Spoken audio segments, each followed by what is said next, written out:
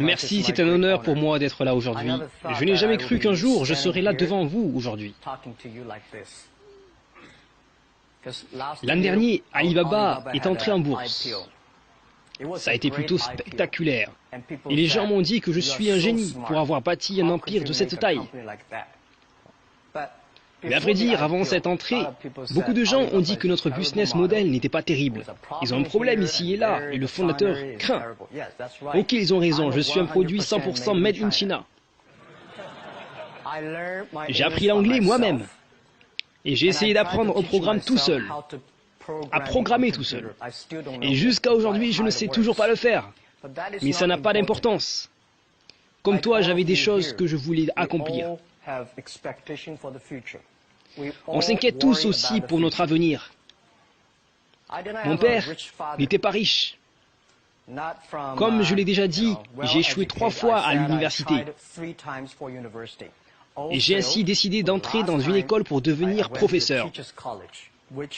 C'était considéré comme la 3e ou 4e école du genre dans ma ville. Mais à mes yeux, c'est la meilleure université. Meilleure que Harvard ou Wharton. D'ailleurs, j'ai essayé de rentrer à Harvard à 10 reprises. Dans presque toutes les filières, ils ne voulaient pas de moi. Et je pense que c'est la vie. N'est-ce pas? Et je crois que c'était si difficile à cette époque. J'étais si déçu, car en étant professeur, je gagnais et j'étais payé $10 par mois. Mais je sentais que quelque chose de meilleur m'attendait. Et je devais bosser dur pour faire mes preuves. Donc ça, c'était une expérience difficile. Et je n'ai jamais pensé que j'étais un génie. Personne ne pouvait croire que j'allais aller jusqu'ici, car ils disaient que je pensais trop différemment, que j'étais un peu trop fou, et travaille sur un projet fou. En 1994, j'avais décidé de me lancer dans quelque chose qu'on appelait Internet. Et 23 personnes que je connais m'ont dit « C'est génial, mais c'est quoi ça? C'est quoi Internet? Donc pourquoi qu'est-ce que c'est ?»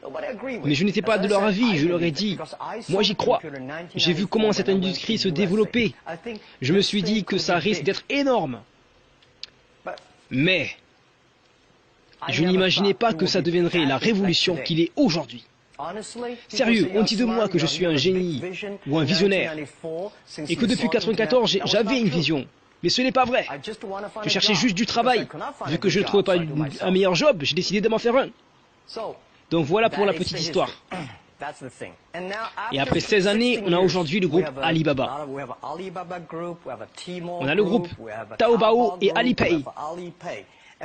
Et on me demande comment je suis arrivé jusqu'ici. Pourquoi cela marche?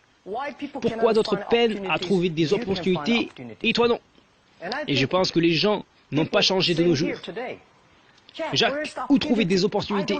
Je n'ai pas le travail, je n'ai pas ceci, je n'ai pas cela.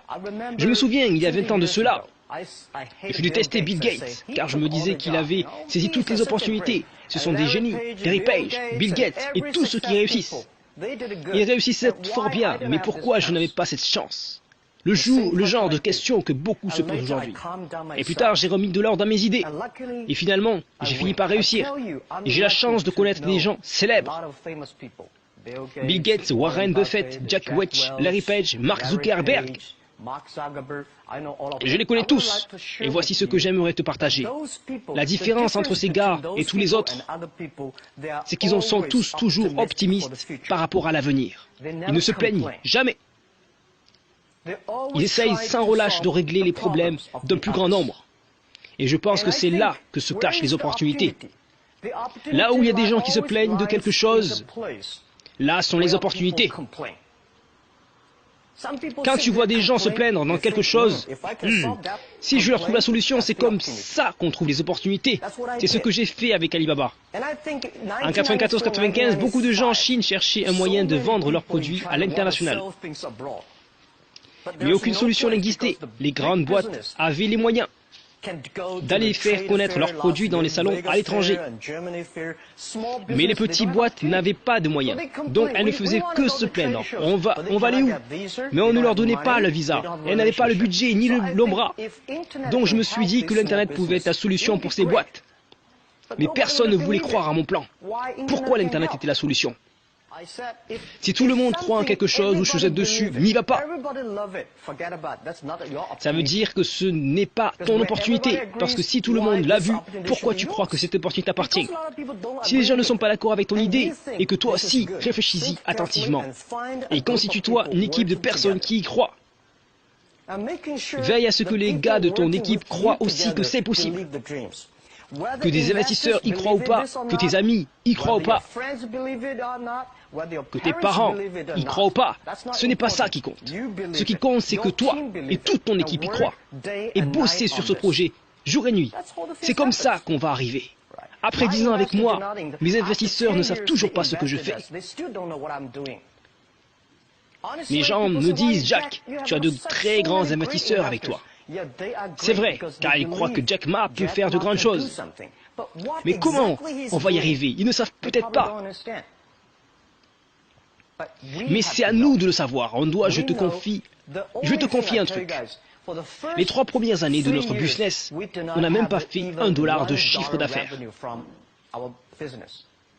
Mais pourquoi on a continué à aller de l'avant?